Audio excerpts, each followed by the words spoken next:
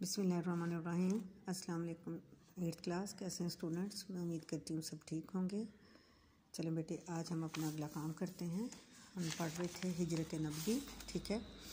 हिजरत नबवी का हमने रीडिंग की और खुलासा याद किया। मैं उम्मीद करती हूँ कि आपने खुलासा अच्छे से याद किया होगा समझ के, ठीक है। उसके बाद बेटे हमें करना है सियाक़ व सबाक़। सियाक़ व सबाक़ क्या होता है? कोई भी जैसे अब कोई इबारत दी जाए और उसकी कहा जाए आपको कि इसकी सलीस उर्दू की जाए, इसकी आसान उर्दू की जाए, इसकी तशरीह की जाए, तो उससे पहले जब वो आना है तो पहले आपने लिखना है हवाला मतन, सबक का नाम, मुसन्नफ़ का नाम और माख़ज़ ये कहाँ से लिया गया ये सबक वो लिखना है। और उसके बाद जो अल्फाज के मायने होंगे, जो इबारत के अंदर अल्फाज दिए जाएं, जैसे अब ये है इस वक्त जबकि दावत, ये समझे ये इबारत है यहाँ इस वक्त से लेके मुंतज़िर तक।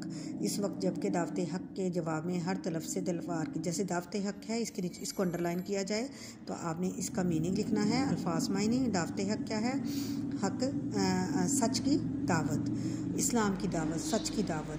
तो हर तरफ तलवार की जानकारें को अंडरलाइन कर दिया जाए तो यह तलवार की जानकारें हैं कि हर पर तलवार की आवाज़ें, हर तरफ जुल्म सितम तलवारें निकली, धारें तलवार की आवाज़ें आ रही हों।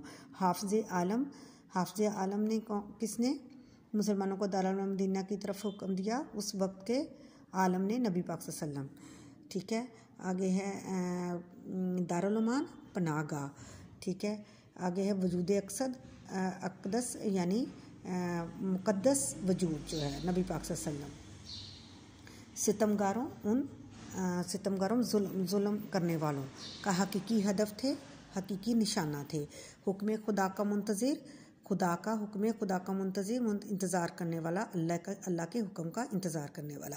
ये जैसे ये इस पैरा में ये लफ्ज़ हैं, इनके आपने मायने लिखने हैं। उसके बाद आपने सियाक़ व सबाक़ लिखना है। सियाक़ व सबाक़ क्या होता है कि सबक कहीं से भी पैरा लिया जाए, ये दरमियान से भी हो सकता था पैरा, जैसे अभी यहाँ पे इस बिना पर जनाब अमीर, यहाँ से ये पैरा यहाँ से भी हो सकता है, शुरू से भी हो सकता है, आखिर से भी हो सकता है। तो सियाक़ व सबाक़ क्या होता है कि पीछे और आगे से जो भी बात है, मेन बात जो है बहुत छोटी करके उसको लिख दिया जाए, ताकि जब उसको इस तरह लिखा जाए कि उसका तसलसल जो है, उसका रब्त जो है उस इबारत के साथ जुड़ जाए और समझ आ जाए कि पहले बात क्या थी असल में। सियाक़ व सबाक़ पढ़ के उसके बाद जब आप सलीस करेंगे, पढ़ने वाले को अगर पूरा चैप्टर भी उसने ना पढ़ा होगा तो उसको समझ आ जाएगी कि इस चैप्टर में है क्या। तो इसमें है सियाक़ व सबाक़।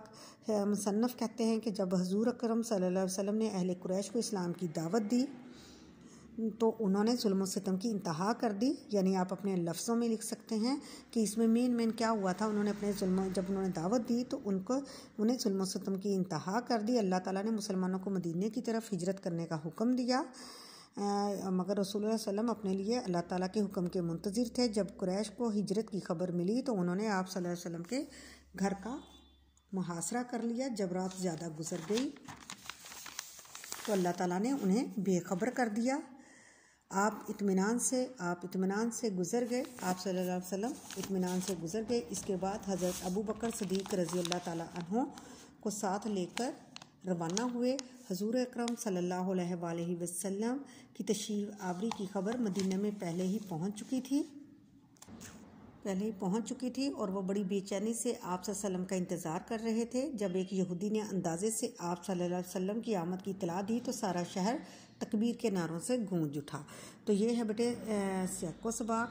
आपने पूरे का पूरा चैप्टर नहीं लिख देना कि वही खुलासा आप सारे का सारा सियाक़ व सबाक़ में नहीं लिखेंगे। आप उसकी मेन बातें लिखेंगे कि जब उनको इस तरह हुआ तो उन्होंने हिजरत का हुक्म किया, जब उनको हिजरत का हुक्म हुआ तो उन्होंने जाने का इरादा फरमाया और उन्हें अल्लाह ताला ने उनको कुरैश को बेखबर कर दिया और वो आराम से वहाँ से गुज़र गए। और अबू बकर सिद्दीक़ को लेकर फिर गार में उन्होंने कुछ दिन गुजारे और वहाँ से फिर वो मदीने की तरफ उन्होंने हिजरत की और लोग उनका इंतज़ार कर रहे थे। और यहूदी ने जब देखा, लोग थके हारे चले गए, यहूदी ने जब देखा तो फिर उनकी इत्तला दी तो सारा शहर नारे तकबीर से गूंज उठा। और इसके बाद आपने जो जैसे ये मैंने आपको इबारत दी थी, आपने इस इबारत की ये एज़ इट इज़ इसी तरह नहीं उतार देनी, फिर आपने इसको फिर दोबारा लिखना है। इस तशरीह में इबारत में मुसन्नफ़ कहते हैं कि जब हज़ूर अकरम सल्लल्लाहु अलैहि वसल्लम ने कफ़ार मक्का को हक़ की दावत दी तो फिर क्या था कि उन्होंने जुल्म सितम का तूफ़ान आ गया और बेगाने जो अपने बेगाने सारे उनके दुश्मन हो गए, यानी उसमें उनके चचा भी, उनका अपना ख़ानदान भी था। आप सल्लल्लाहु अलैहि वसल्लम की राह में कांटे बिछाए गए, सजदे की हालत में ओझड़ी आपके कंधों पर रख दी जाती थी। ताइफ में गुमराहों को सिरात मुस्तकीम पर लाने के लिए तशरीफ़ ले गए।